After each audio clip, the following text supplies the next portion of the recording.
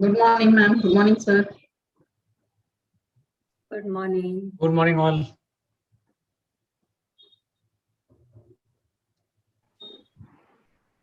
Good morning.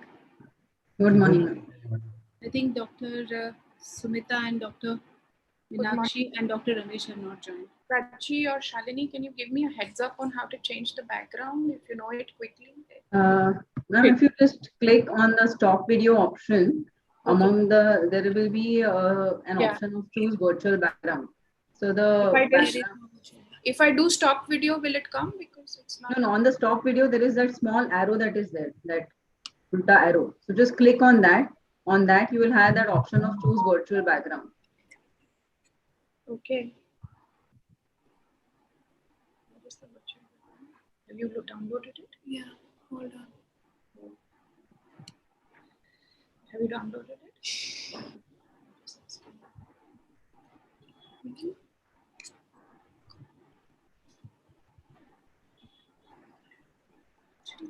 Perfect.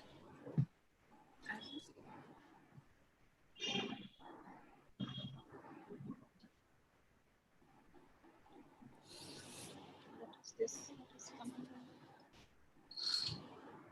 My God.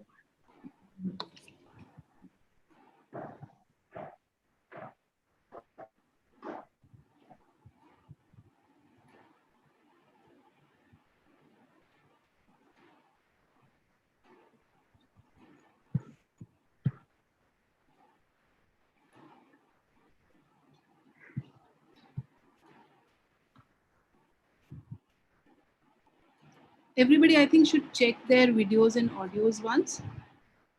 All the speakers.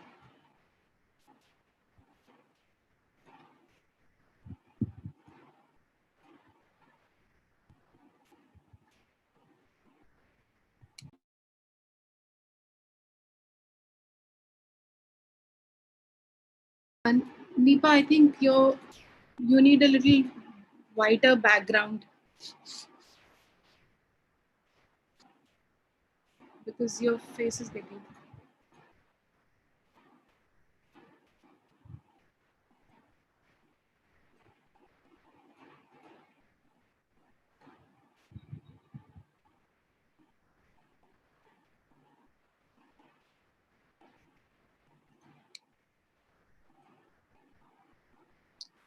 Morning, ma'am. Good morning. Good morning. Morning, sir. Good morning, As instructed, I joined early. sir. Thank you so much. We're just waiting for, I think, Dr. Ramesh and SAR ma'am. Then we can start. MS ma'am, I think you'll have to be a little distinct with the timings. If somebody's exceeding. So am I the one who says wrap up, wrap up? Yeah. Yes. All right. And when we start, excuse me, when we start, I'm going to just tell everybody to use the chat for questions. Right. And request the speakers to keep answering them, because I'm sure there'll be lots of questions, and the discussion time of 10 minutes is really not going to be sufficient, and we're going to use it as a buffer so that when we extend, hopefully not, we have that buffer. So I think we will count on everything being answered in the chat. Is that okay? Perfect. Hi, Nipa. Hi, Prachi. Hi, ma'am. Hi. I'm meeting the others for the first time. Hi.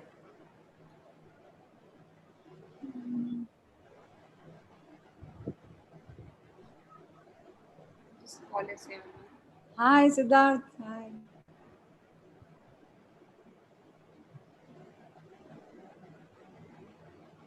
Morning, everyone. Morning. Good morning. Dr. Meenakshi, do you have this technology in Chennai?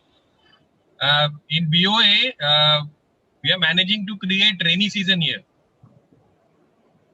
Wow. Hello? Yeah. I think my connection It is very disappeared. unstable. No, we don't have we don't have any such luck. We're happily in hovering around 40 degrees. Yeah. Is it raining heavily in Mumbai? Here it's cloudy actually. Okay. Dr. Venkatesh, we can must be sharing Dr. No, I was just All right, checking it. All right. Okay, not an issue. It's the general. You were able to hear the audio, right? Yes, yes. It's a recorded one, so I'll just.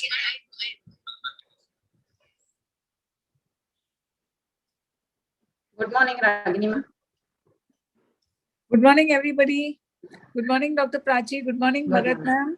Good Good morning. morning, everybody. Good morning. Hello, hi, ma'am. Good morning. Morning, ma'am.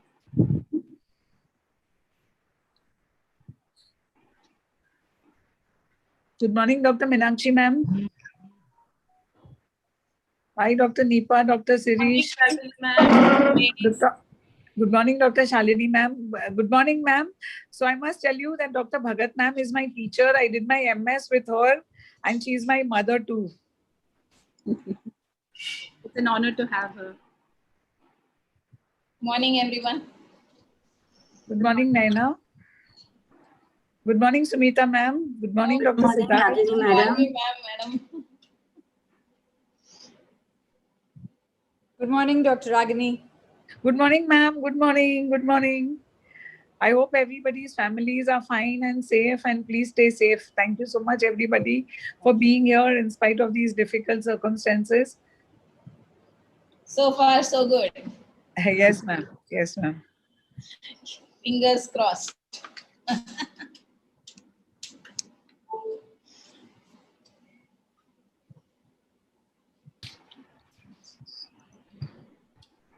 Nipa, you start. Dr. Meenakshi, ma'am, Nipa, Yes. we can start the session or some we are waiting?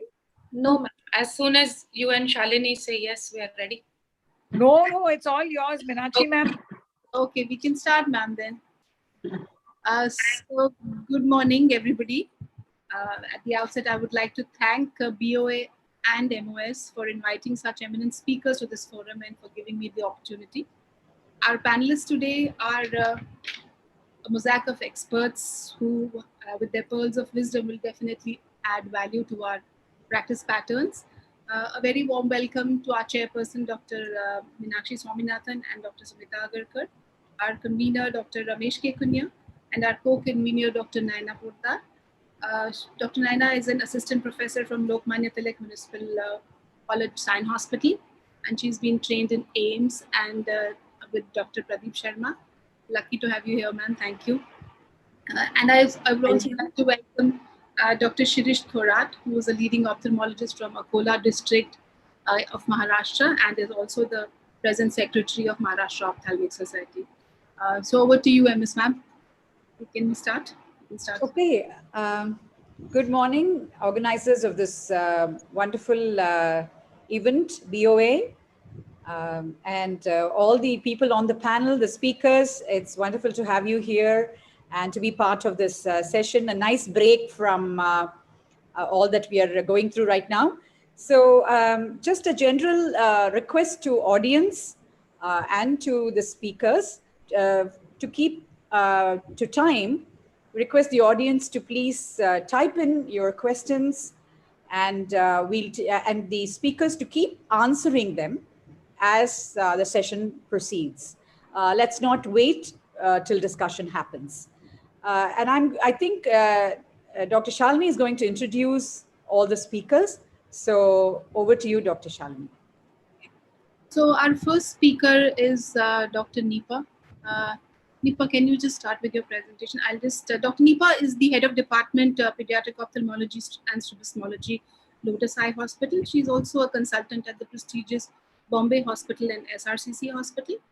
Having herself undergone rigorous training at SNEC Singapore and Jules Steen Institute, UCLA, Dr. Nipa is a teacher and trainer par excellence.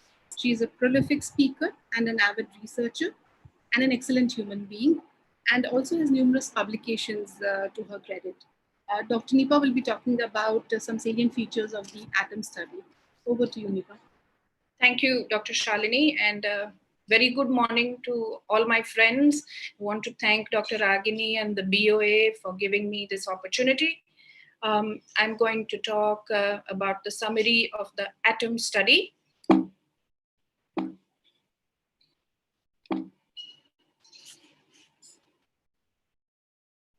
Can you see my screen, everybody? Can you see it?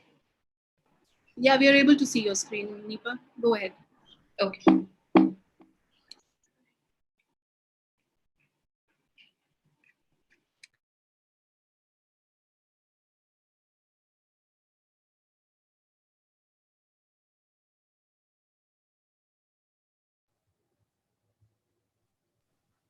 Yeah, muted, madam.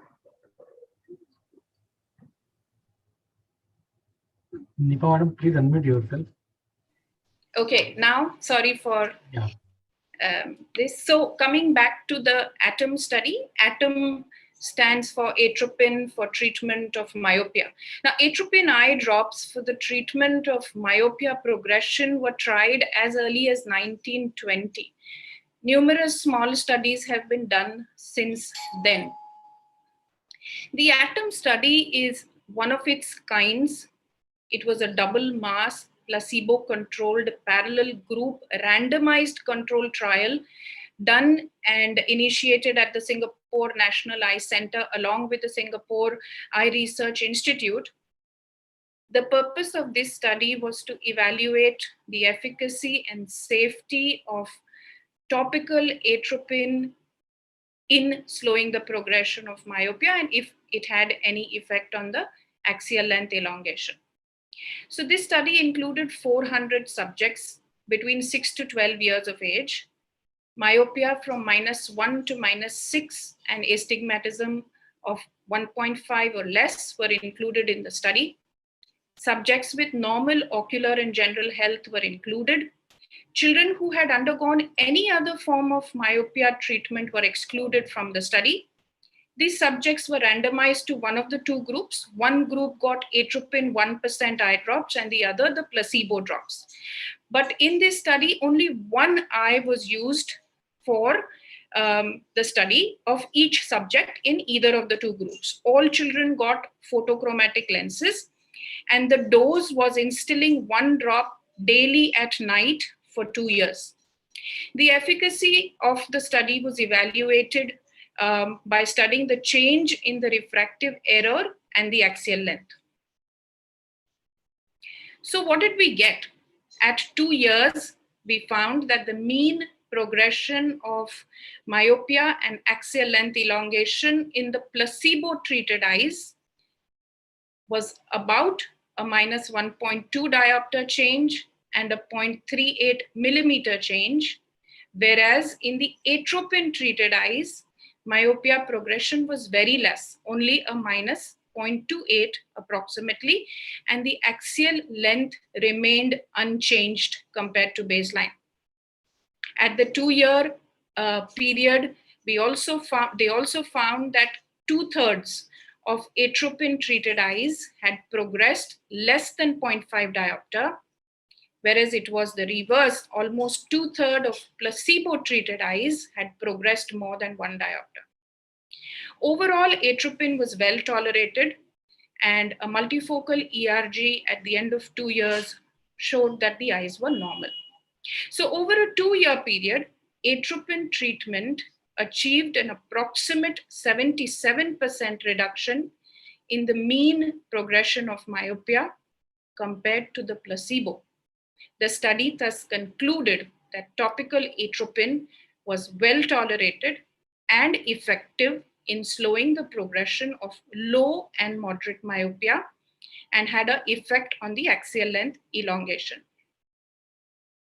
Now, what happened to these eyes after 2 years when the atropine was stopped?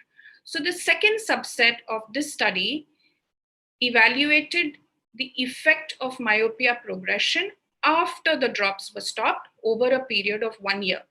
And they found that the mean progression in the atropine-treated group was about -1.15 diopter versus a very less rate of progression in the placebo-treated group over 1 year. which means that there was a significant rebound after stopping the atropine drops. Another subset of the study actually evaluated the effect of myopia progression over the full 3-year period, which means 2 years on the drop and 1 year of washout. So a total of 3 years and what happened to these eyes. And they found that the absolute myopia progression after 3 years was significantly lower in the atropine group compared to the placebo group, even though there was a rebound after stopping the atropine drops, but the overall 3-year progression showed that atropine 1% eye drops were still a good option for myopia progression. Coming now to the ATOM-2 studies, the same investigators thought, why not study a lower dose? So they designed the ATOM-2 study with the aim of comparing the safety and efficacy of 3 lower doses of atropine, which means the 0.5%, the 0.1%, and the 0.01%. Again, this was a double-masked, randomized controlled trial, included 400 children between 6 to 12 years of age, included myopia of more than 2.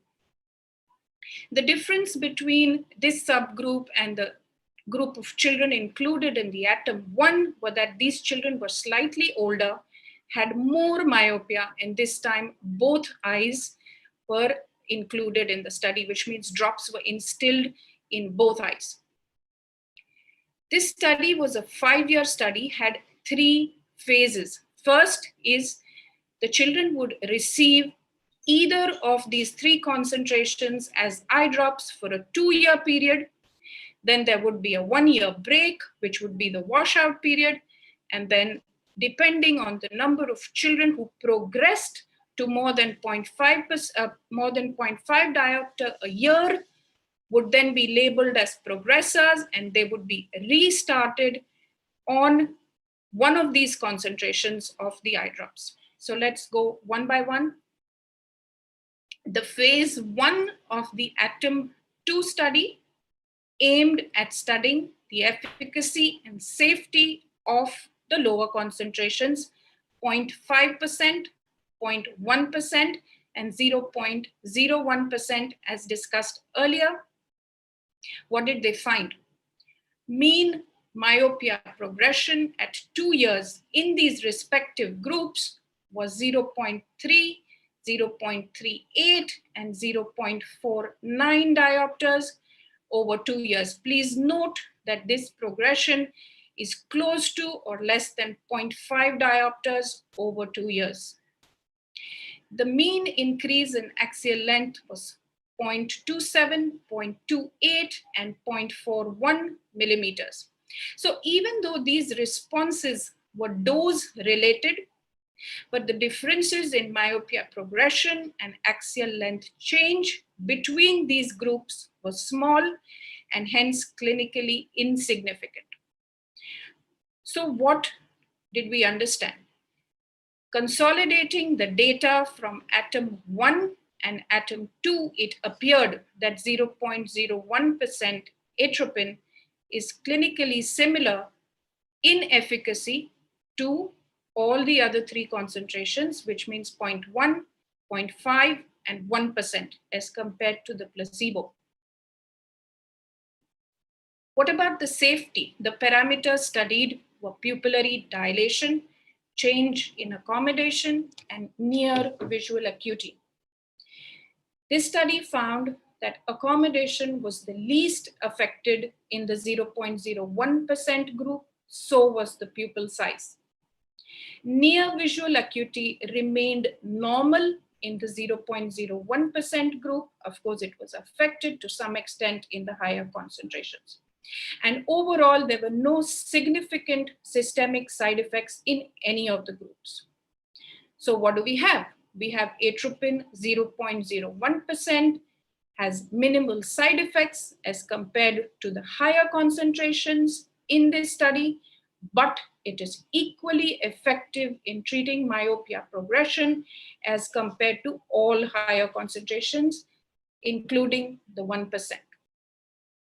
Coming next to the phase 2 of ATOM 2, which means what happened to these children after stopping atropine after 2 years.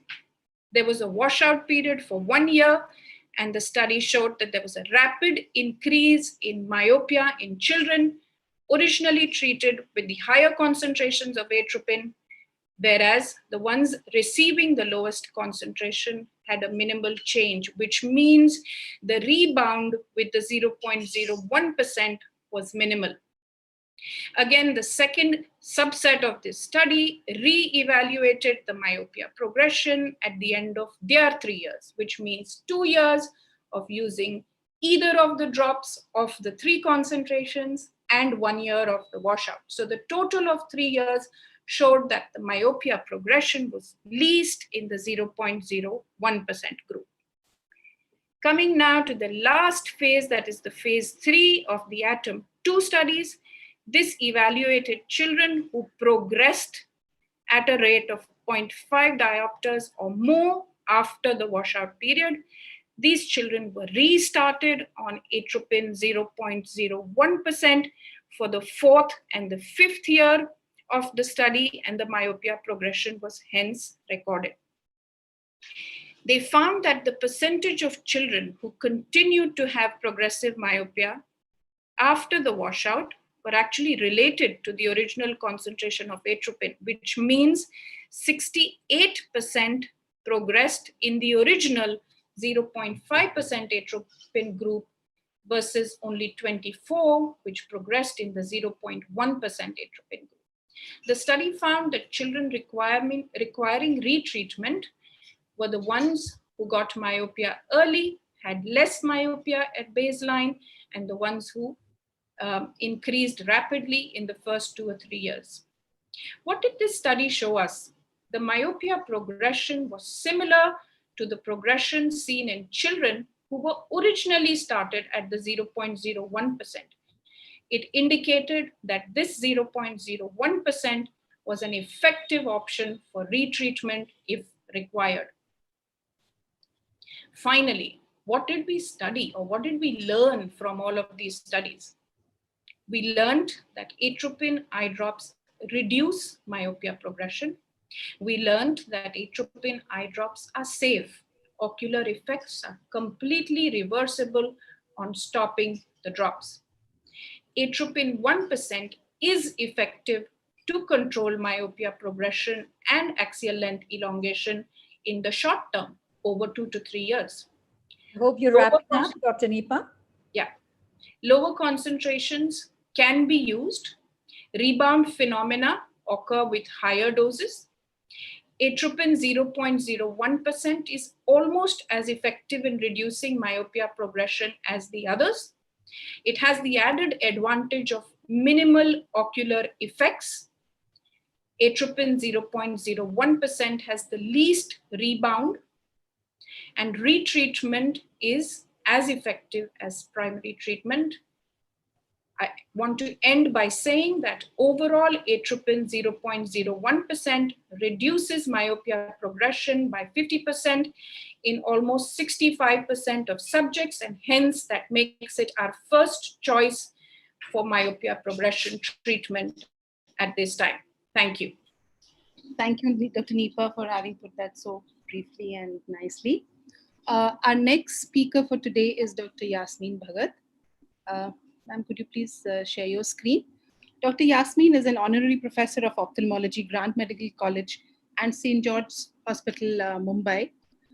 She is an anterior segment specialist with nearly 800 collagen cross-linking procedures to her credit. She was the only Indian to attend the world's first orthokeratology conference in Toronto in 2004 and in Chicago in 2005 when US FDA approved Ortho K lenses. We are honored here to have Dr. Yasmine Bhagat. Ma'am, over to you, please.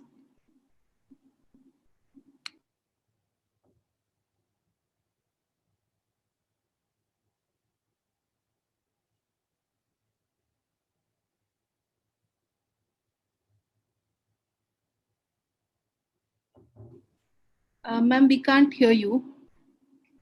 Yes, madam, go to slideshow.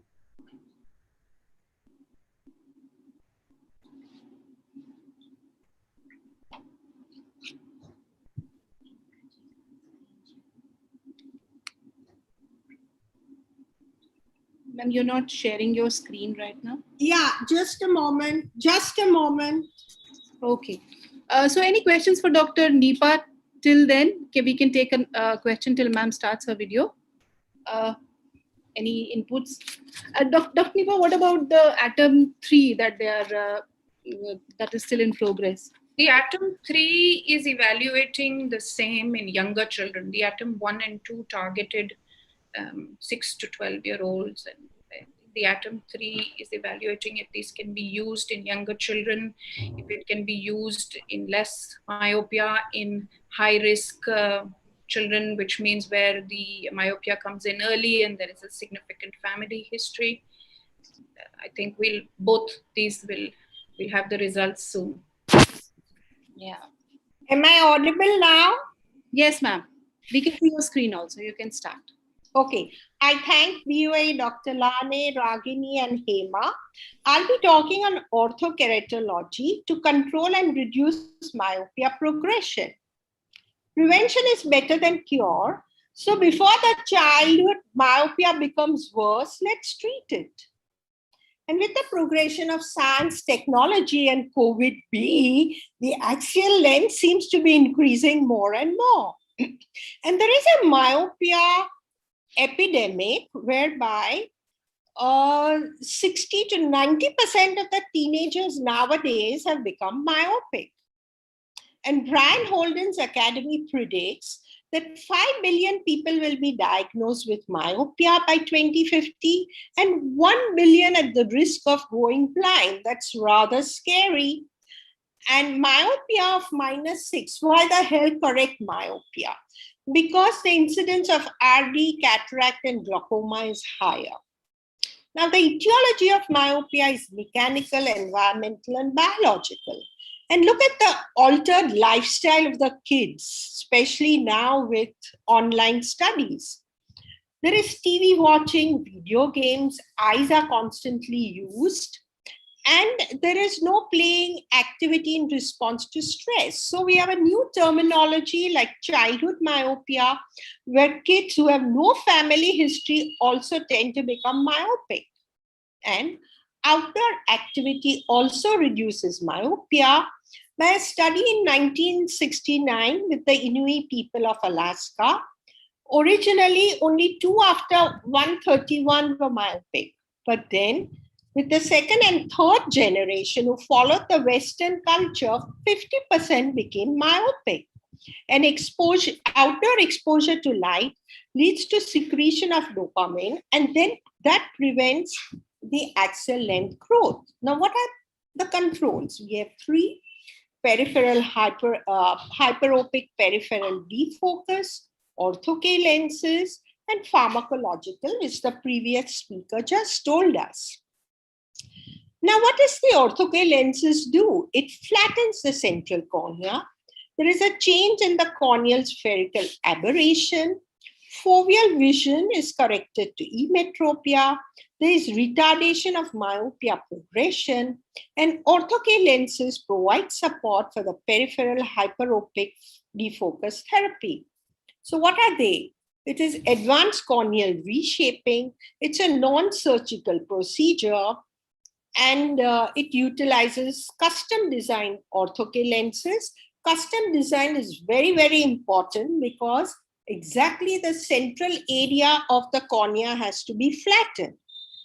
So here we have a girl who is 7 years old with -2.5 and 3 myopia, but the father is -20 and the mother is -1.5.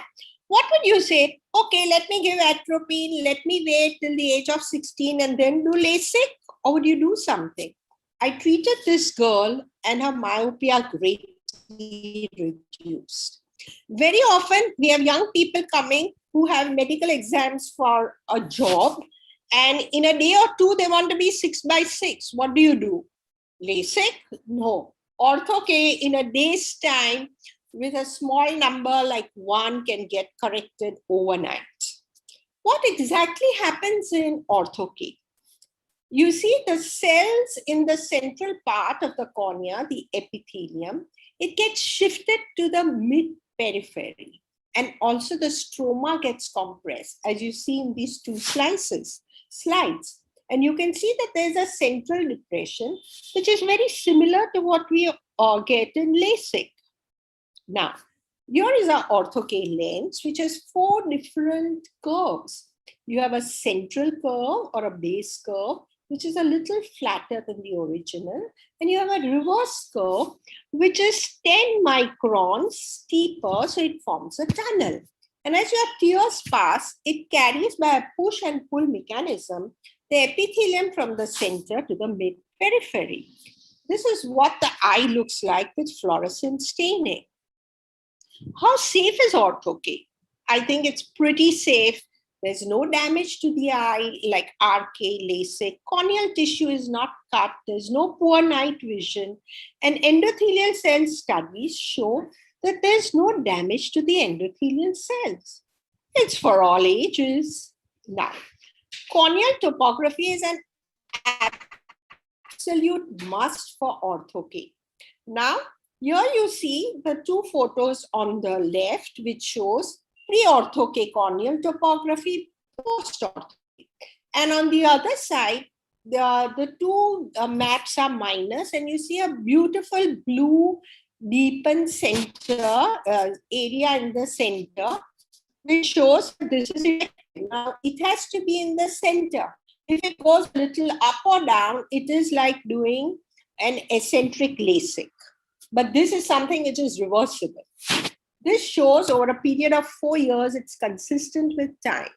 This is a minus 5.5 boy, and the photo on the right is pre and the left is post Ortho K. And you see the corneal profile below the curve, and it shows how on the left, there is a beautiful central blue area, and in the mid-periphery, there is a little peak, which can be seen in the corneal profile. This girl was minus 10, and over a period of 10 to 15 days, she became 6966. What's the possible mechanism? Corneal bending, epithelial cell redistribution, compression, decreased cell mitosis, increased cell retention, localized stromal modeling, or multifactorial. We did a little study of 500 myopic children between the ages of 7 to 18, fitted half with Ortho K lenses and the others with glasses. And we measured over a period of 5 years their vision, axial length, and the vitreous chamber depth, and found that there was just half to 1 diopter increase in children, only 30% of children. But progressive myopia, especially during puberty, is greatly arrested by Ortho K. Now, over a period of 5 years, the axial length and the vitreous chamber depth showed that the Ortho K children had just half the amount of growth as the control. So obviously, there was no elongation of eye, was greatly minimized. And in the Ortho K group, more myopic children had less axial growth, while in the controls, the more myopic had more axial growth. So what's the major benefit of Ortho K? In growing children and teenagers, it not only reduces myopia, but retards myopia progression by 2/3, thereby preventing myopic retinal degeneration and other myopic complications in the future. Yasmine, another 30 seconds, please. Thank you. Okay. So you use it when the cornea is too thin. And besides myopia, you can also use it for hypermetropia, amblyopia, keratoconus, and it's excellent for certain jobs. So the conclusion is that early detection, trend monitoring of myopia in children, Ortho K lenses will control, reduce myopia progression, expose our children to outdoor activities, go out and play and keep myopia at bay, but don't forget to wear your Ortho K lenses. Thank you. Thank you. Thank you, Yasmine Madam, for wonderful information. Now, our next speaker is Dr. Prachi Agashe, one of the shining name in the pediatric ophthalmology in the Mumbai. Dr. Prachi is practicing pediatric ophthalmology for more than 10 years in the Mumbai. She had been awarded gold medal at the BOA and SPOSI in 2018 and is doing a lot of work in ROP in Mumbai. Over to you, Prachi Madam, for your talk on myopia and prematurity. So very good. Dr. Prachi, before you start, there's an audience question. I'm sorry, I had to sign in as an audience and take the questions from there. And then I'm putting it here. So Dr. Nipa, would you quickly answer that question that I've already put in the chat? Yes, so I would, from the current evidence that we have, I would start at age 6 and I would safely continue till age 14 or 15. I would probably continue it for 2-3 years, take a washout year, and if needed, restart. Thank you. Over to you, Dr. Prachi. Sorry. Okay. Thank you, ma'am. So a very good morning to the respected chair and all the eminent faculty members. It's lovely having you all here. Moving straight into my topic, I'll start with the case of this 29-week-old child with a very low birth weight presenting to us with AP-ROP, and the child underwent laser therapy for the same, resulting in good regression of the ROP with no structural sequence. On a regular follow-up at 8 months, the child presents with squinting of eyes. A cycloplegic retinoscopy revealed a very high myopia to the tune of -10 in either eye.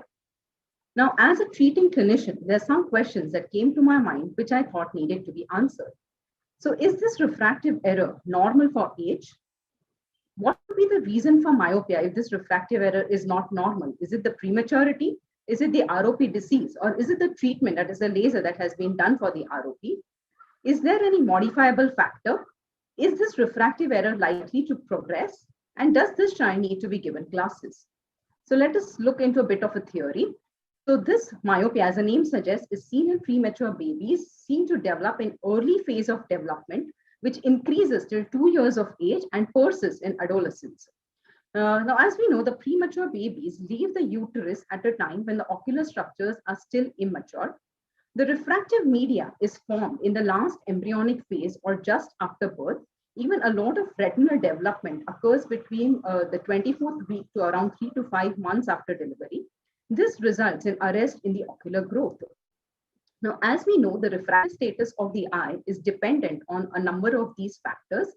In case of normal emmetropization in a normal term infant, the changes that we expect are the flattening of the corneal curvature, the deepening of the anterior chamber, the lens thickness reducing and flattening, and the axial length elongating. However, things work slightly differently in a premature baby. The normal stimulus for the eye to grow is mainly by the peripheral retina. However, this stimulus for the eye to grow is altered in premature babies owing to blurred signals from the periphery, either due to the disease or the laser that is done for the disease. So this results in arrest in the ocular growth and leads to actually halting of the axial elongation of the eyeball, the lens remaining thicker and being anteriorly placed, the cornea remaining steeper, and the anterior chamber remaining shallow. Other proposed theories for this myopia include damage to the rod cells, which are again developing in the peripheral part of the retina, visual deprivation, and light sensitivity. So to answer, is this refractive error normal for age? So from this, we understand that we do expect some amount of myopia in the premature babies. However, things work slightly differently for different factors. If there is only prematurity that is there, the globe would still like to increase and there is still some stimulus for emmetropization. However, when there is prematurity coupled with ROP, since there is blurring of the peripheral images, the stimulus for emmetropization is lesser. And when there is prematurity coupled with a laser-treated ROP, the stimulus for emmetropization is the least.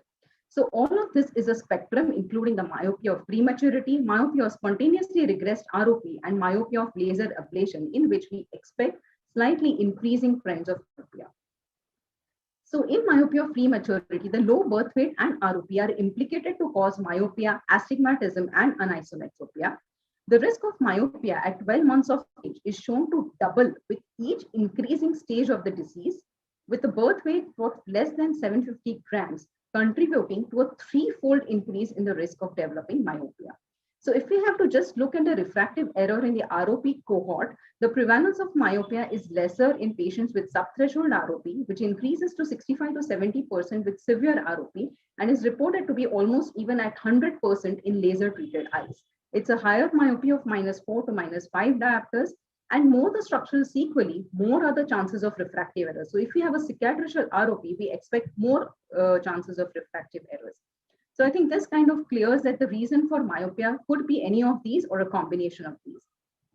Now, we come across premature babies who have a similar birth history, similar treatment modality. However, the magnitude of myopia tends to be different. One kid may have a myopia of -1 to -2, while the other kids with the same profile of disease and treatment may have a higher myopia of -8 or -10. So what are these factors that are responsible? Is it the birth-related factors? Is it the ocular biometry, or is it the treatment or the abnormal retinal vasculature? But there is a lot of literature about the ocular growth and the refractive error development post-ROP. I would like to quote this paper from AEH Coimbatore, which has actually given a summary of the studies. So the summary is basically that in these children, the axial length doesn't seem to elongate much as compared to their age-matched normal controls. The corneas tend to remain on the steeper side, while the lens tends to remain thicker. So all in all, their myopia seems to be more of refractive origin than of axial origin. So is there any modifiable factor in all of this? So as we have seen, we know that these are the factors responsible for the myopia. The prematurity, which we can't do anything much about. It could be the effect of the ROP, the disease, but we can't do anything about that. Effect of the laser to treat ROP or combination of the above. So amongst all of these, it is this factor which we can think of modifying. So there is this paper which has talked about the myopia being progressive in patients where a large treatment area has been there. The myopia increasing in number of burns given for the laser and more posterior the disease being there. The alternative to this is, as we know, is the intravitreal therapies that have been used. So there are again a lot of papers that have talked about the refractive outcomes following intravitreal therapies. So a summary of that is that the refractive outcomes of the BEAT ROP trial have shown lesser myopia in BBs treated with bevacizumab. Intravitreal ranibizumab is shown to cause lesser myopia as compared to bevacizumab. However, we need to weigh this with caution as this data is diverse from various geographic regions, and it is not entirely clear if laser alone is responsible for the myopia. Now, is this refractive error likely to progress? So as we saw, this was a spectrum. So in cases where the myopia is just related to prematurity, it may resolve as the emmetromisation may still progress. In cases of spontaneously regressed ROP, it may play to by 2 years of age and may remain stable. While in cases of laser ablation, we may expect low to high myopia. Does this child need to be given glasses? Yes, definitely this child needs to be given glasses. So to summarize this topic, prematurity, low birth weight, and ROP are risk factors for causation of myopia. Severe ROP predisposes to higher myopia. Intravitreal injections for ROP treatment may be associated with lower myopia. The refractive outcome should not really direct the treatment modality for treating ROP. Refractive error is due to steeper cornea, shallow chambers, thicker and anteriorly placed lens, and not due to axial elongation. So in this cohort, the atropine drops that are used for controlling the myopia progression will not help. And the prediction of the refractive error is imprecise due to a multitude of factors and requires regular follow-ups. So all in all, basically the story of the ROP child does not end after just treating the ROP, and the follow-ups need to continue. Thank you very much. Thank you, Dr. Prachi, for that interesting talk on myopia and prematurity. Over to our next speaker, our own dynamic, Dr. Siddhar Kesarwani, who is a gold medalist from the Mumbai University, having done his fellowship in LVPI in Paediatric Ophthal, Strabismus, as well as Neuro-Ophthal. He has more than 24 of articles and publications in peer-reviewed journals nationally and internationally, and he himself is an sub-editor at the IGO. He is also known for a new technique in capsulorhexis for cataract surgery, capsule having fibrous plaques. Over to you, Dr. Siddharth. Yeah, good morning, everybody, and thanks for that very generous introduction. I'll jump straight to the topic. Now, it's been a long time since the ATOM was published. I think in 2015, the last reports came, and our current practice patterns as far as atropine therapy for myopia control is concerned is more or less based on those results. But it was an incidental finding in ATOM, if you remember, because 0.01% was supposed to be the control group of ATOM 2. And they found that it had a clinically significant reduction in progression. And that's how they concluded that because it had a clinically significant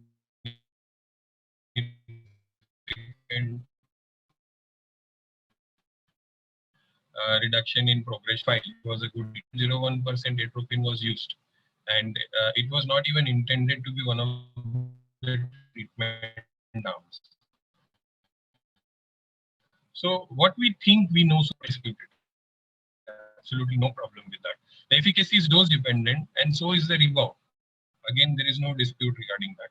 Low dose atropine retards myopia progression. Yes, it does, but is the effect clinically significant or not is something which study. And the safety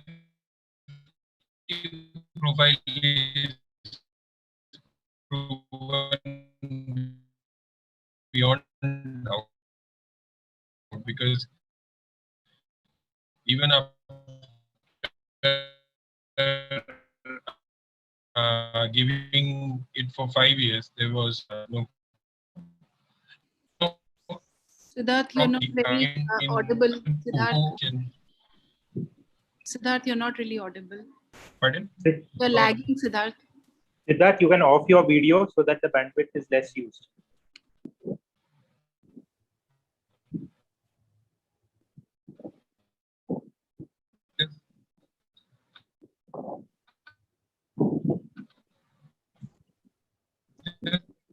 You can off your video, sir.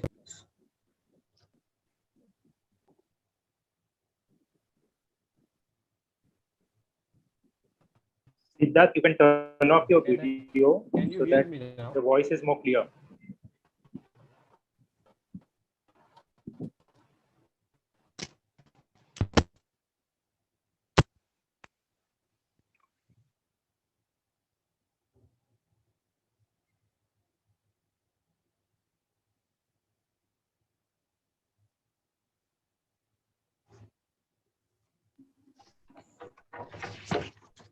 Have we lost Siddharth's? No, he's there. I think we should take up at the last. Yeah. So we can take the next speaker. Can you hear me? Yeah, Siddharth, are you there? Yeah, can you? No, we can't hear you. Yeah. I'm sorry.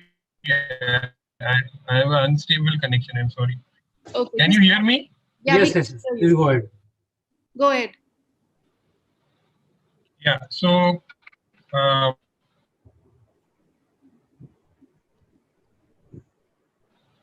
So these unanswered questions were needed to be tested. So what are we not sure about?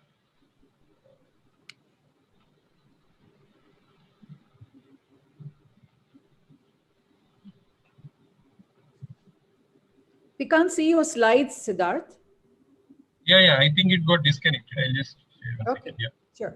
Sorry, I'm so sorry. I have a very unstable internet connection. I don't know. So it's okay now. Yeah, I think Yeah. So Let's see. even after ATOM, what were we not sure about? One is how does atropine actually do it? We are not sure about that. When should it be started? When it should be stopped? How to taper it? Whether some delivery system which is better can be used? All these questions were not answered. So that's why another study called the LAMP study was launched, and it has already completed the phase 1 and phase 2 data. What it tried and they used a historical control. So a small amount of criticism was that probably the effect of 0.01% was an enhanced placebo effect and not really a clinical effect. So the LAMP study takes care of that as it has 4 arms. One is 0.05%, one is 0.025%, 0.01%, and the placebo arm. And the results of LAMP study at the end of 2 years show that that 0.05% is much more effective than 0.01%. And as you can see, the effect at the end of 2 years in 0.01% is 1.12 diopters of increase, which is almost twice as much as what was shown in attempt 2. And believe me, after attempt 2, no other study has been able to show an effect which is as great as what was seen in attempt 2. It is always less than what was seen in attempt 2. Even in our clinical practice, we never see the promised attempt 2 benefit with 0.01%. It is more or lesser than what we have seen in attempt. And most of the studies, including this one, has shown that the effect was much less. In fact, in this study, they showed that the 0.05% arm was the one which was showing an effect which is equivalent to the 0.01% arm in the attempt 2 study. So, and they showed that with 0.05% also the side effect profile was more or less same as 0.01%. And that's why they have suggested that probably we should start thinking of using 0.05% as the treatment of choice instead of 0.01%. Another very interesting study was published in January 2020, where author has randomized the treatment group and the placebo group. The treatment group is actually using 1% atropine once a month. And how they are using it is that on suppose the first of the month they are putting it in the right eye, and 15th of the month they are putting in the left eye. Then again on the first of next month they are putting it in the right eye, and then again on the 15th of the next month they are putting in left eye. Like that they have put for 2 years, and in the placebo arm they have put just the saline drops for 2 years, and then they have put it twice monthly for a year, and then they have stopped it. This was to tackle the rebound effect seen with atom 1 and atom 2 as far as the higher concentration are concerned. Atom 1 and atom 2 both had showed that higher concentrations are much more effective as compared to the lower concentrations. Only problem was the rebound effect. The moment you stop it, the rebound effect is so vast that it immediately comes back to the baseline of almost equivalent to the placebo group. So this author found that if you taper it slowly, then the rebound effect is less, and even after stopping after 1 year, the next year the effect was sustained. So this study was conducted for 4 years. In the first 2 years, it was once monthly, and then in the next year it was once every 2 months, and then it was stopped. They showed a reduction of almost 70% in myopia progression. The advantage of this therapy was that the initial photophobia and difficulties lasted for a couple of days after the installation of the drop, but the person got adapted to it. And because only one eye was being treated every 15 days, they could manage with it. Although there was a 20% dropout in this study, still you can think of reducing the frequency of atropine when we move on to just like in pedic studies, it was shown that weekend atropine is as good as daily atropine. Probably will reach a stage where we will start prescribing even dilute atropine once in 2 days or once in a week or so. This is another progress that has happened. Now, because all these studies were being done in the Southeast Asian population, we are not sure whether it works equally well in other ethnicities. So all the countries have started their own trials. Ongoing trials are there in USA, India, Britain, China. They're trying to evaluate the efficacy of low-dose atropine in their own population. Yes?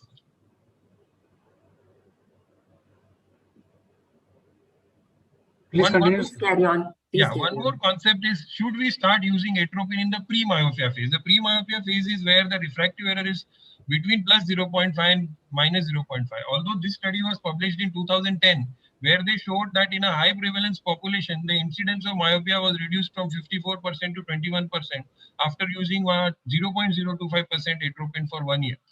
But probably this concept is true for high prevalence countries, just like Korea, Taiwan, Singapore, where almost 85-90% school-going children have myopia. There probably the prophylactic action of myopia should be considered, atropine should be considered. Whereas in our country, the incidence and prevalence is much lesser than those countries, although it is increasing. So maybe we have not reached that phase where we'll start doing prophylactic treatment of atropine. However, we can also think of giving it to patients who have very strong preponderance of developing atropine, just like both have parents having high myopia, sibling having high myopia, and a very early onset myopia, history of prematurity, which we just talked about. Probably we can offer at the age of 5-6 years when they are in this pre-myopia stage, we can offer an probably prevent or postpone the onset of myopia. Now, even another drug delivery, the compliance is a very big issue in small children. Now, people, Dr. Nipa Thakkar says that she doesn't put it in 6-year-olds. In LAMP study, the inclusion criteria was from 5 to 15 years, and there are studies which have gone up to 3 years. So, it has been shown safe in younger children, although I don't personally recommend it in less than 4 years of age. Because recently there was a publication in IOVS which said that if you put it in less than 4 years, the natural hematization process is hampered, and you have to give the chance to develop on its own. And so that's why I limit it for anybody who is over 5 years, because that's the current evidence. The other delivery systems which are being tried right now, but the data is not yet out, are microdosing atomizer. They create like a mist cloud in front of the eye, and that's why that entire horror of putting eye drops in small children is avoided. Second, because it is a long-term treatment, preservative-free treatment is also being tried. Contact lens delivery was tried in vitro model, but it did not work very well, although research is going on. If you can combine contact lens with sustained release atropine, that would be the best option, because you are giving both treatment and myopia control at the same time. Another issue which Please wrap up, Dr. Siddhar. Yeah, let's start last 2 slides. One issue is that because atropine is being talked about so much, most of the people think that it works in everybody. But if you go through the studies in great detail, a large number of people do not respond to these treatments. In fact, if you look at ATOM2 and LAMP studies, almost 25 to 30% of patients keep increasing beyond 1 year by 1 diopter or more. So always warn the patient that, he may not respond to treatment, and we also should be not, expecting the treatment to work in each and every case. The few factors which affect the response are the baseline myopia, the age of onset, and the parental history. So in such patients, we can think of giving them combination therapy with Ortho K lenses, or with myocyte lenses, or with DIMS kind of lenses. Again, I am not going to go into the details of optical therapy, but combination of optical therapy and pharmacological therapy is likely to be additive, because both work on different pathways. Finally, Siddharth, you have to summarize, please. Just last slide. I've just brushed through the GPOS guidelines, because Himalini had told me that I have to talk about this. GPOS guidelines in 2018, these are the following recommendations, which we may have to change very soon based on current evidence. You start it if the progression is more than 0.5 per year. Start it between ages 5 to 14 years of age. Continue for 2 years or till the age of 16 years, whichever is early. Once nightly dose is given, first follow-up is at 3 months and then 6 monthly. Measure the axial length and cycloplegic refraction at baseline, and then in subsequent visits only measure the cycloplegic refraction. Continue at least 1 year before you say he is responding or not responding, because the effect is slow to start. In fact, in the first 6 months, uncomfortable. The child is complaining of any photo. Siddharth, I'm really sorry, but you will have to wind up now. Or decreased vision. Use progressive glasses. But okay, I'll wrap up. That's my live slide. So thank you so much. Thank you, Dr. Siddhar, for excellent information. Now, I would like to invite our next speaker, Dr. Sumita Agarkar ma'am, on the topic when not to use low-dose atropine. Dr. Sumita Siddhar, can you stop sharing your screen? Yeah. Dr. Sumita Agarkar is prominent pediatric national faculty. She is consultant in Shankar Netralaya since 1999 and currently deputy director in Sorry to interrupt. Siddharth, please stop sharing your screen. Siddharth. The numerotech technical guys, please stop screen share.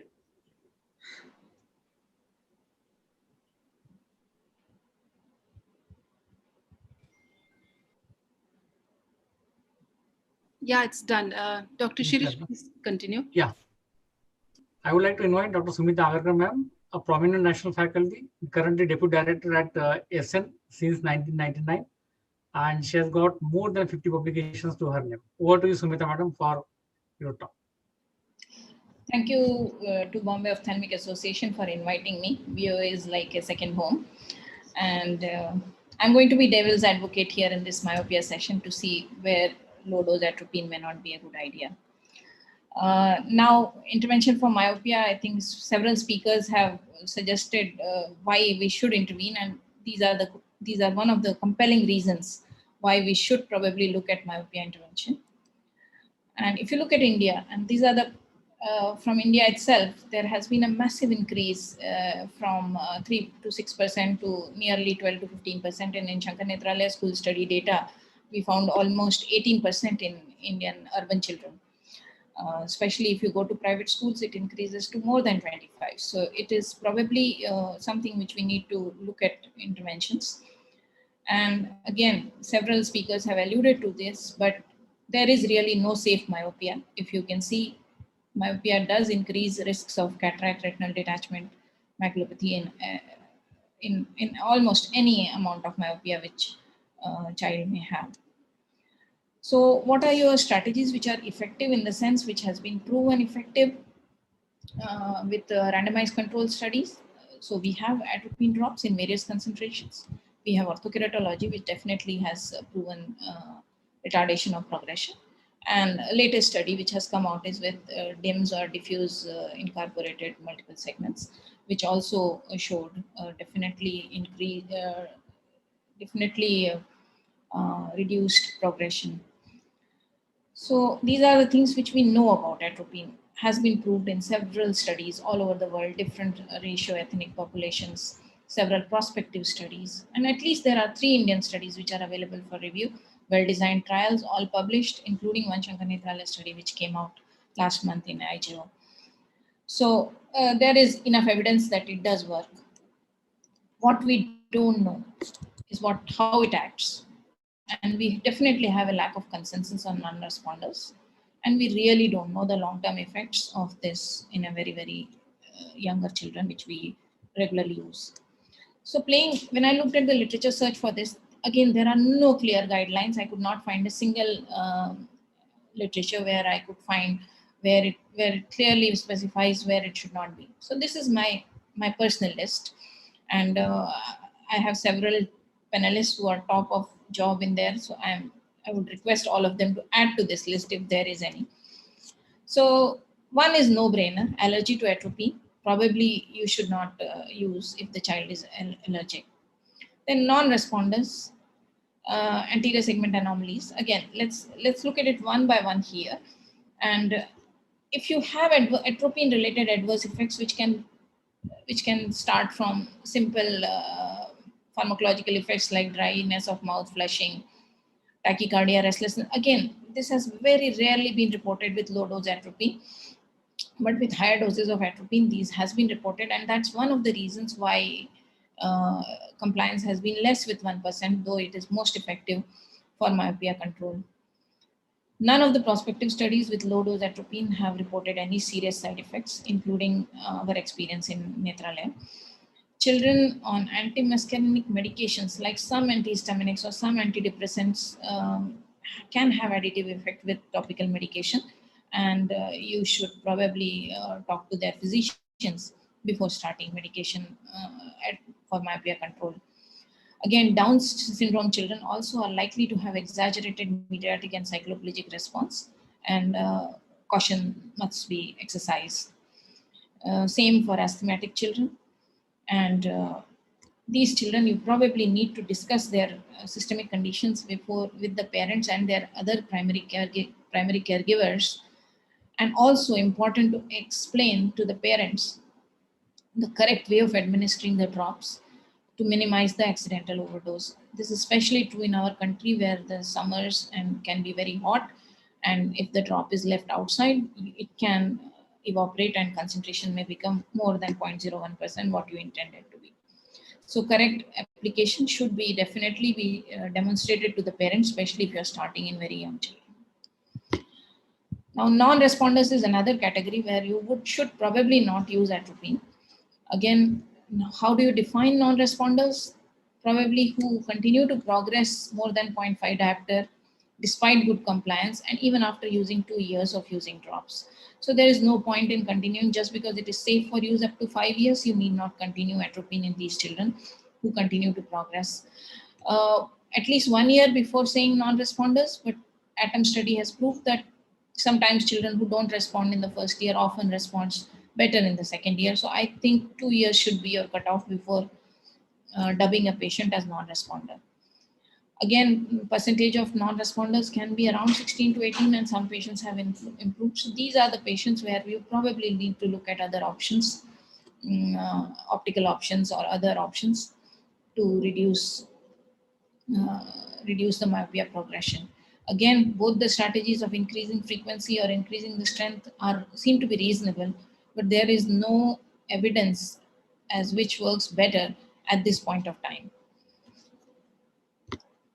Ocular comorbidities like subluxated lenses, microspherophakia, keratoconus, juvenile glaucoma, we have seen all of them with atropine in my practice, being prescribed with atropine, missing out the primary condition responsible for myopia. And a careful examination should always be a part of your workup before you starting myopia treatment in these children. And obviously, these are not the right candidates for low-dose atropine because the problem of myopia is not axial and something else. Syndromic or very high myopia or pathological myopia. Again, several syndromes like Marfan's, retinal dystrophies, Stickler, FEVR can present with high myopia without any obvious pathology unless you see a very good dilated examination, and sometimes can be missed. But these children are often non-progressive, and role of atropine is not clear in these conditions. These conditions have never been included in any of the studies which have been published and were almost always an exclusion criteria from most studies. These children often present with high myopia at a very young age, and I would definitely wait for more evidence before considering atropine in these children. Ma'am, 1 minute left. Younger children and pre-myopes. Now, ATOM-3 is a prospective study which is looking at the effect of atropine in this group.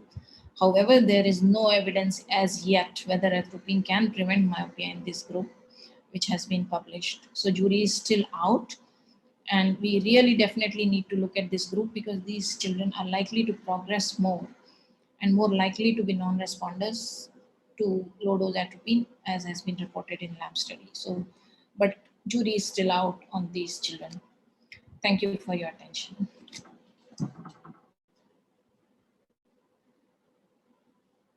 Thank you, SAR ma'am, for that brief and crisp talk.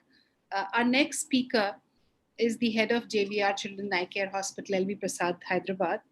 He is the shining light of Indian pediatric ophthalmology, being the Executive Bureau Director of WSPOS.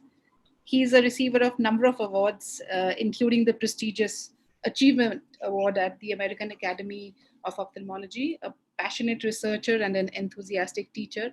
I would like to welcome Dr. Ramesh Kaitanya. Dr. Ramesh, please take over. Thank you, Dr. Shalini, for that generous introduction. I would like to thank Hemalini and BOA team for this invitation and having me here. It's so nice to see all the colleagues nowadays with online webinars. I'll be talking on something different. We finished with pharmacology. We will go on MBBS with tips in cases of myopia. Why it is different, we need to understand that there are three different things which will happen when the patient has myopia as well as strabismus. It does lead to optical effect, probably because of opticals, especially with the glasses. It can lead to a prismatic effect that will strabismus surgery is nothing about measurement. Your measurement can be over-measured or under-measured in cases of myopia or hypermetropia. That's why refractive error plays an important role. That's the first effect. Second thing is it can have an effect on the accommodation. Already some of these things are discussed in this previous talks, but there could be a difference in the near and distant disparity, specifically because of accommodation. And the third one, which most of us are very, very well-versed with this, the globe size, which leads to mechanical displacement of the extraocular muscles. And sometimes the space occupied in that orbit, the eyeball size could be really, really big. It cannot even accommodate that. These are the three effects. If you look at the classification or types of strabismus in myopia, these are the broad categories: concomitant primary, concomitant secondary, incomitant, and some are others, like progressive esotropia can happen in low and moderate myopes. And all of us see the concomitant primary, either esotropia or exotropia with myopia. Concomitant secondary, I think Dr. Prachi covered a little bit of it. The ROP and prematurity related, they will have high myopia. They're also prone to strabismus. And obviously, if one of their eyes goes into phthisis or a retinal detachment or burnt out ROP, they can have a sensory strabismus. That's a very, very low amount, I would say. But all of us are very conversant with incomitant strabismus, specifically esotropia hypertropia complex and exotropia hypertropia complex. Whatever is highlighted in yellow, I will try to cover case example for the same. One thing you need to remember is minus measures more. Look at this picture on the upper panel with the glasses, without the glasses. See that what is the optical effect of this as well as accommodative effect. With the glasses, you can see in her upper panel patient, the esotropia is much more. Look at the next picture, that's the middle one. She has a very high myopia there in the right eye with the exotropia. And the last picture lower down, you can see how this acts as a concave glasses acts as a base out prisms. That's why simple thing to remember is minus measures more. What we do at this kind of situation is you can see the similar thing with the contact lens. On the left, she is wearing glasses. On the right, she is wearing contact lenses. Because of wearing these contact lenses, you can see a significant difference in their amount of strabismus. So I would say tip number one is just look at the optical effect and prismatic effect. If possible, if feasible, try to nullify this by giving a contact lens prescription for the same. And in spite of contact lens that does not come down, then go on to surgical or other methods. And in a comitant esotropia or exotropia, if you have, what is the amount to be corrected? You can see the measured tropia, 5, 10, 15. And you can see on the x-axis, the amount of deviation, what you can expect with the different amounts of myopia. The easy way I remember is -5, -10, and -20. This is the most common, I would say, between -5, -3 to -10 is the most common patients you will encounter. This is what is one of the example. You can see a very large myopia, the strabismus here, close to 40 or 50 prism diopters, but her glasses power is 4.25. So as a simple rule of thumb, I would say if there is up to 5 diopters of myopia, you can undercorrect 10%. If it is more than -10, it's 20% correction. If it is more than 20, that is 33%. You can use this rule of thumb, or you can use this table in concomitant deviations. When it comes to incomitant, there is as I said before, there is an exotropia hypertropia complex, as you can see here in this patient, huge exotropia with hypertropia. Incomitancy, whenever you see imaging modalities, must specifically quasi-coronal cuts at the optic nerve globe junction, which can tell you whether there is any nasalization. In this patient, there was nothing.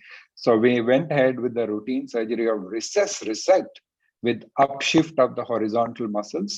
And we also had to do a superior oblique because there was a large hypertropia. And this is the post-op picture for the same. And in summary, exotropia hypertropia can occur with high myopia, but there is no specific etiological factors or clinical or radiological factors which are identified in this cohort. And the successful alignment can be used in these cases with the tailor-made approach. As you can see here, exotropia hypertropia, this is managed by a loop myopexy of medial rectus and superior rectus. So you have to decide this decision of surgery based on case-based. And this is one of the publication by Dr. Sandra. She has published on this nasal loop myopexy as a pure primary procedure for the same. So this is where a suture myopexy has been used between superior rectus and the medial rectus. When you have esotropia, hypertropia, the problem is not the same. The problem is with the superior rectus and lateral rectus. In exo-hypo, there is medial rectus and superior rectus. You can see in the second picture on the right, significant displacement of the superior rectus and lateral rectus, where we have to correct this mechanical problem either by silicone band, as you used in this picture. You can use even loop. There are different graded approaches we have to go depending upon the deviation in these patients. And this is the immediate post-op picture of these patients. They improve significantly, both in terms of deviation, as you can see here, and also abduction that significantly improves. As you can see in one more patient here, it's one of the most gratifying surgery, the Yokohama procedure. He has done a wonderful, he's the pioneer of this procedure. It's one of the gratifying surgical procedure in strabismus. In summary, I would say whenever you come across with a patient of myopia and strabismus, look at the amount of myopia, look at its effect, whether it is optical or is it mechanical, or is it the effect is on the accommodation. Obviously, see for concomitancy and incompetency. Then you can begin with optical correction or non-surgical management in terms of contact lenses or prisms if the deviation is very small. If you have to do surgery, then surgical dosage depends upon the undercorrection, what I mentioned, up to 5 diopters, 10%, more than 10 diopters, 20%, more than 20 diopters of myopia, 33% undercorrection.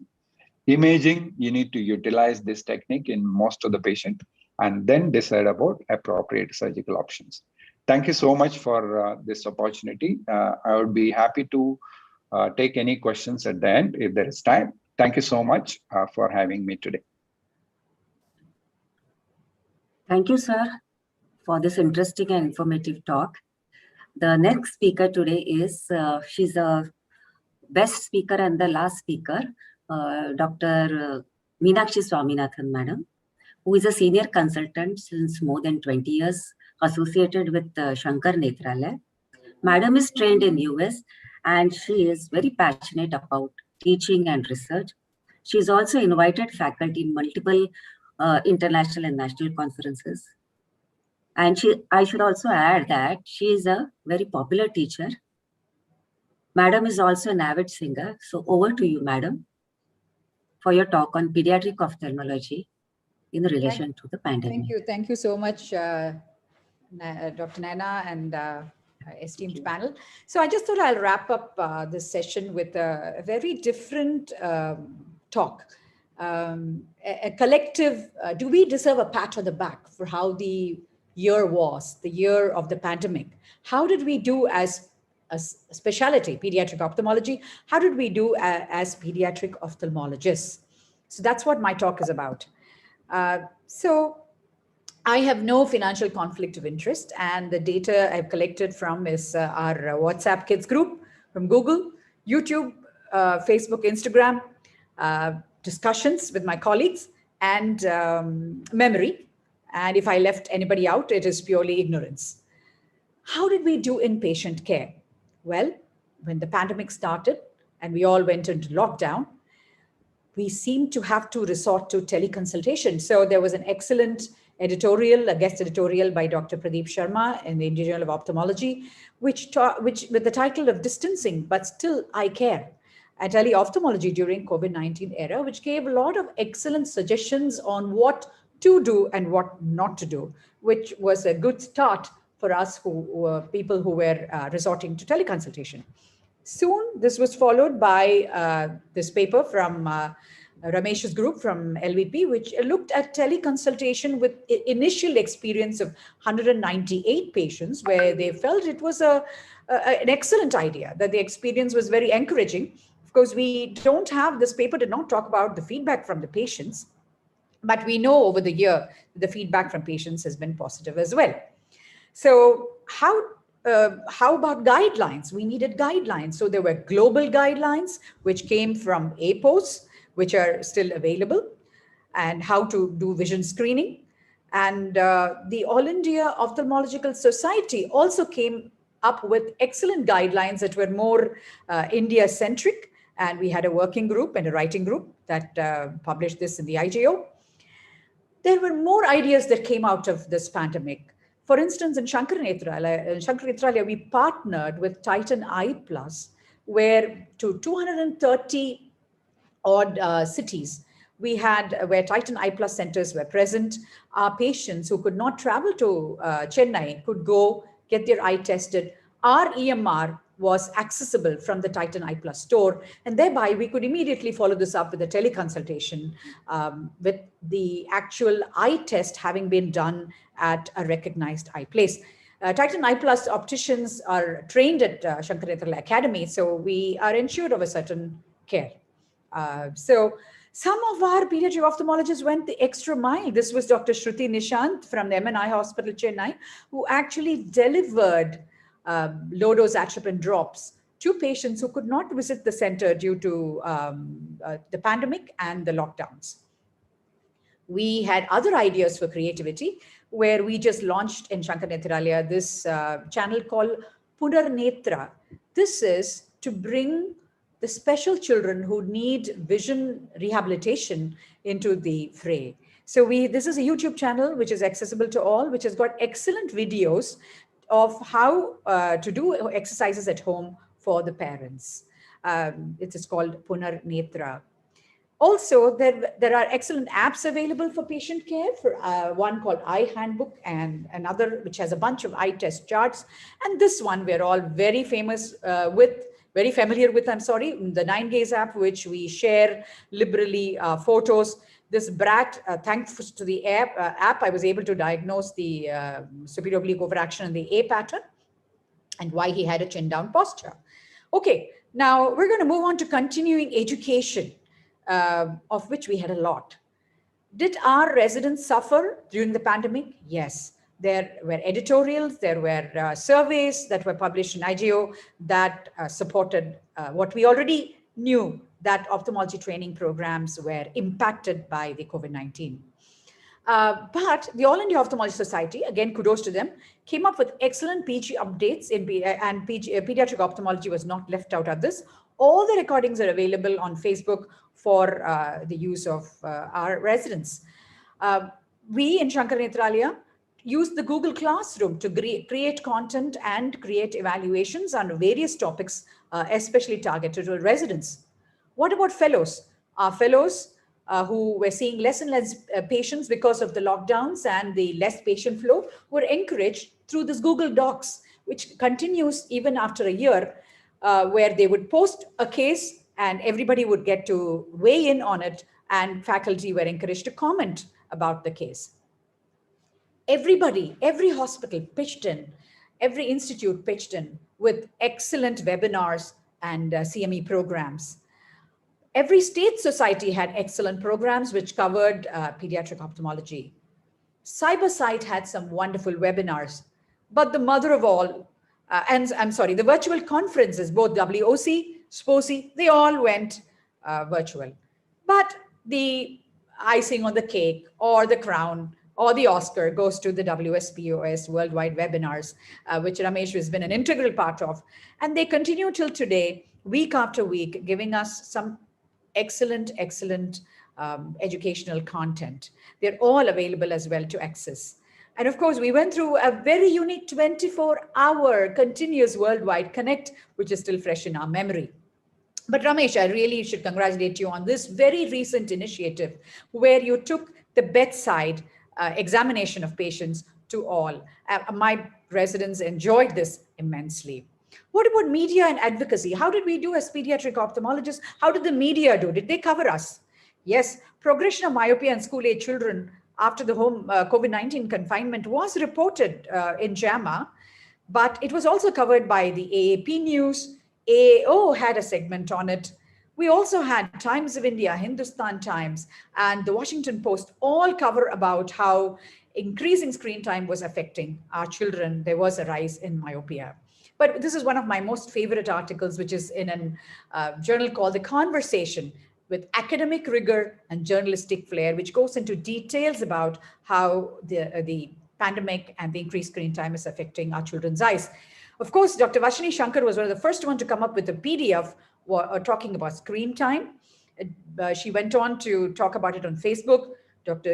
Shruti Nishant, 5 simple effective tips for online classes on Instagram. And we had our own Dr. Jitendra Jethani, who had really excellent videos, even including the recent one on screens and children, how much is too much. These are all available for the public on YouTube.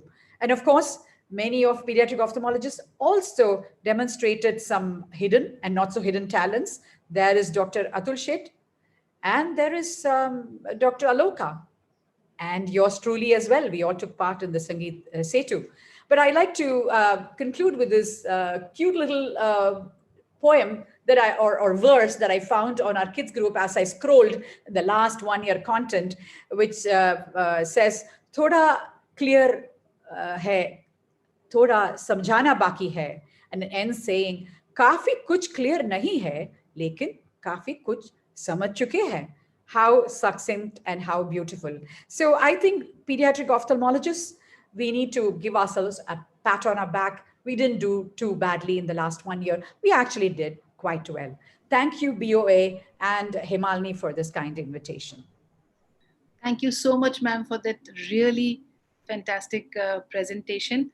Now let's move on to some questions and some discussion. Shalini, you have 10 minutes, all right, for questions. Yeah, yes, we do.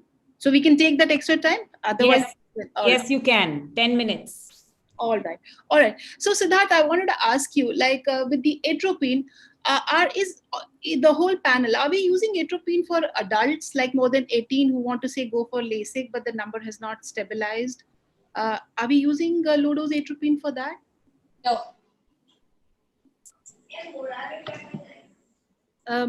Ma'am, SAR ma'am, you. Yeah, okay, Siddharth, you're there, right. Yeah, so recently there is a trend of late onset myopia. A lot of children start getting myopia after the age of 16 years. So in those cases, yes, I do advise them atropine for some time to stabilize. All right. Also, I think there have been isolated cases where low-dose atropine has also been used in patients having accommodative spasms. Do we do that routinely? I have not used it in any such case. I don't think it relieves the spasm. I had one patient who was using it absolutely instead of the 1%. The spasm was just not relieved. So I don't think it would be as effective. So going on, sorry to interrupt you, Shalini, going on with accommodative spasm, does everybody start with atropine first, or do people start with homide first and then progress to atropine? Atropine. Okay. And how long? At least a month. Okay. And I have some audience questions that I wanted to ask because I'm signed into the audience segment as well. So this question is to Dr. Sumita. The question's from Dr. Jagdisha. He asks, your data of myopia prevalence is pan-India based or SN hospital mainly of South India? What I was saying, 18% is from our school screening data in and around Chennai, mostly Chennai schools. Okay. There's a question to anybody in the panel. That is the youngest age to start prophylactic atropine. I know Siddharth touched upon it, still a controversial area. Does anybody want to weigh in on it? See, if you are going to use prophylactic already, it should not be used less than 5 years of age, because till 4.5 your normal emetropization is going on. And since somebody can get transient myopia and grow out of it also. It's not that only hyperopia resolves. Even at the age of 2 years, if somebody is getting myopia, emetropization can take care of that also. So don't assume that somebody who's got 2.5 ESME has got -2 is going to increase. No, that doesn't happen because the lens is also changing, the cornea is also changing, and the atropine doesn't have any effect on lens and cornea. It only has effects on the sclera. So when you want to use it prophylactic, you want to be sure that you are going to use it as a prophylactic treatment for school myopia or simple myopia only, and not any other kind of myopia. Okay, so there's also a question from the audience. Can atropine therapy, is it necessary to be started by a pediatric ophthal, or can a general ophthalmologist start?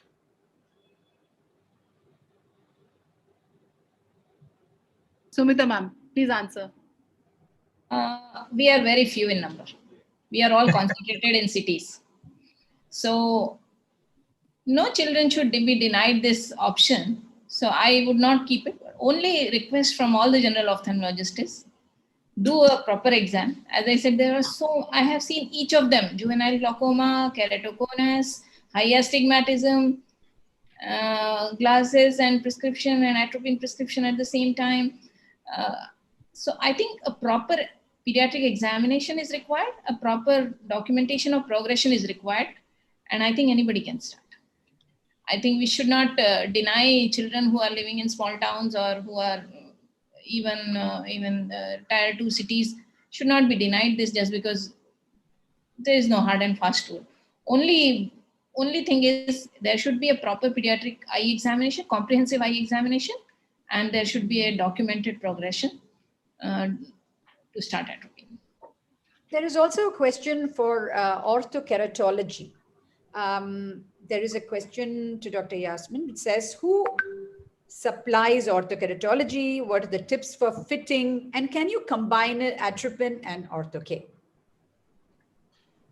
I think she's answered that in the chat box, ma'am. Okay. She's not here to answer. Okay. Can you just give that answer out? Yeah, can you read it out? Okay. Dr. Yasmine is not there. 1 second. She's written that to order Ortho K lenses, please get in touch with me to discuss additional details. Same applies for fitting. And yes, it can be combined with the atropine. Anybody who doesn't have a number can contact me and then I'll pass on the number. Also, any more light on the MeSoft and the bifocal contact lenses? Siddharth, maybe you were talking about DIMS and all. Just, are we using it frequently? Is it being prescribed in our practices? Yeah, it's not available in India. Myosight lens is available in USA and it is FDA approved.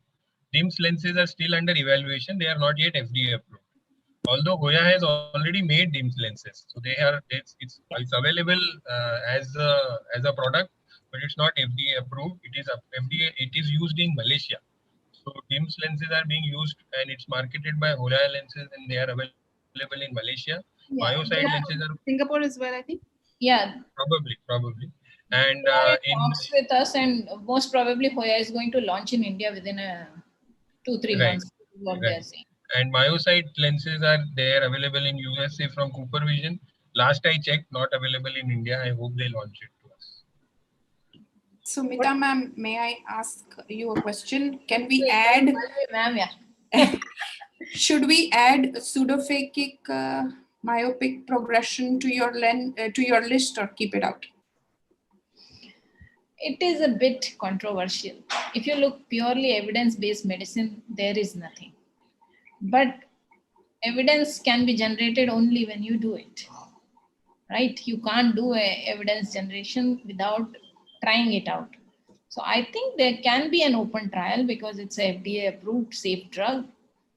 Again, confounders there is going to be glaucoma, most important. So do not start unless you have intraocular pressure checks.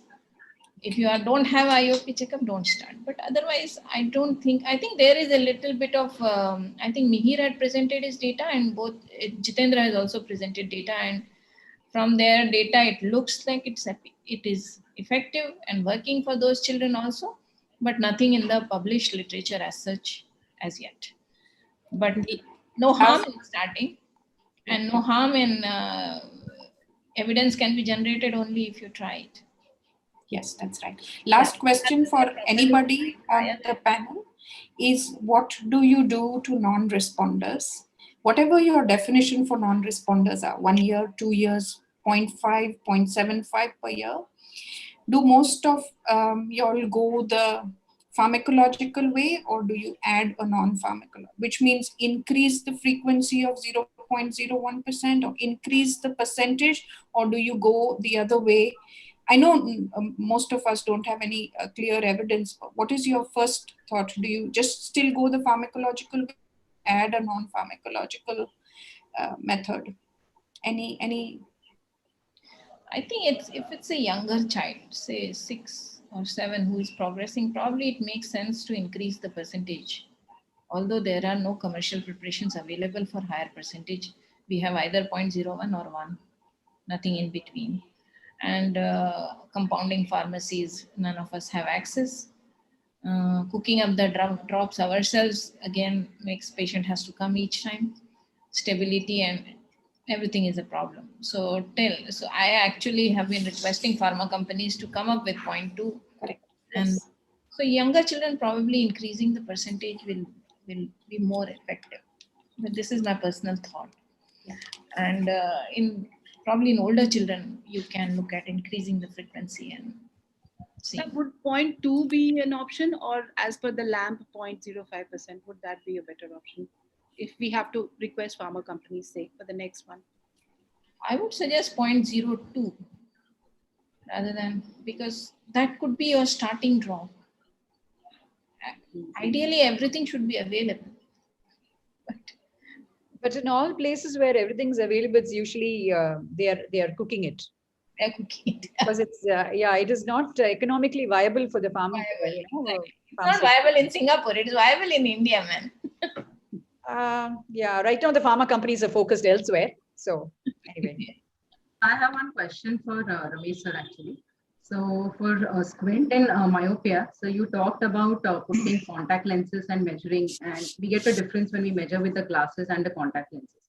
So does the measurement have to be dependent on what the patient is going to use after surgery? I mean, there are some patients who really don't want to use the contact lenses after surgery. So does that really affect the way you look at it? Yeah, even if they want to do to continue the contact lenses or not, Prachi, I would still measure it because I can average my surgery. If there is a difference between, otherwise I will land up in significant overcorrection or significant undercorrection. We all know that contact lens makes a difference of 5%.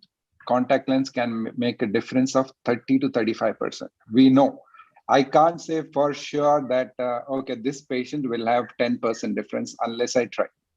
At least for that reason, I will do.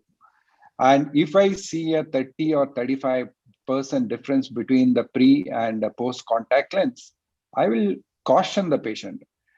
It looks like ideal situation for you is either go ahead with the LASIK or contact lens and then come for it. Otherwise, be prepared for undercorrection. These are the additional things we can do. However, whatever said, there are subgroup of patients who will not use contact lens. Whoever used to use glasses for 18 or 19 years, they will not suddenly jump. I agree, that's a practical problem we all face. So I would use this knowledge as a dosage and probably counsel the patient that way. But having said that, that overcorrection, 30%, 40%, I'm saying, they are on the minority. Dr. Ramesh, question.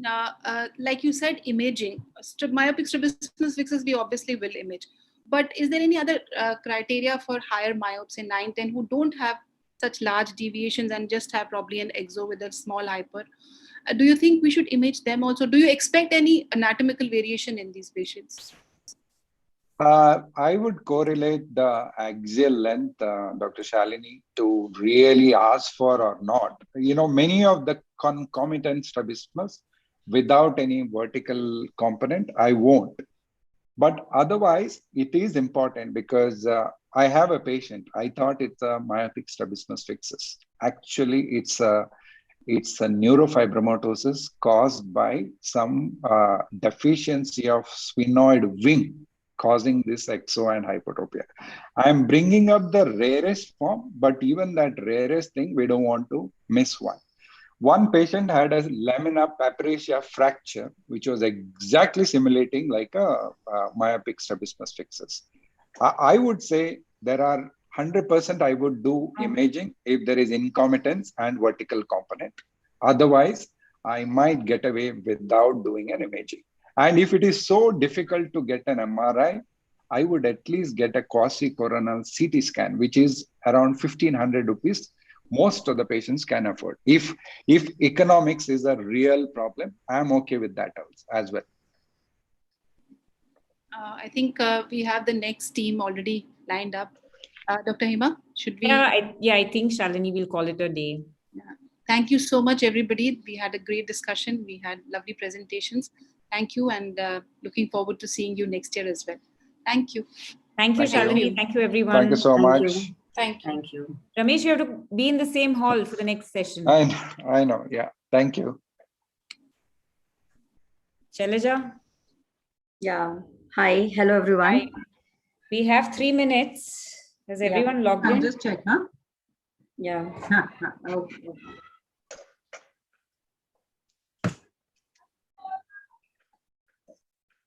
Yeah, everyone is here. Good. So we'll wait for 3 minutes and then we can start 12 o'clock. Yeah. Hello, everyone. Hope everyone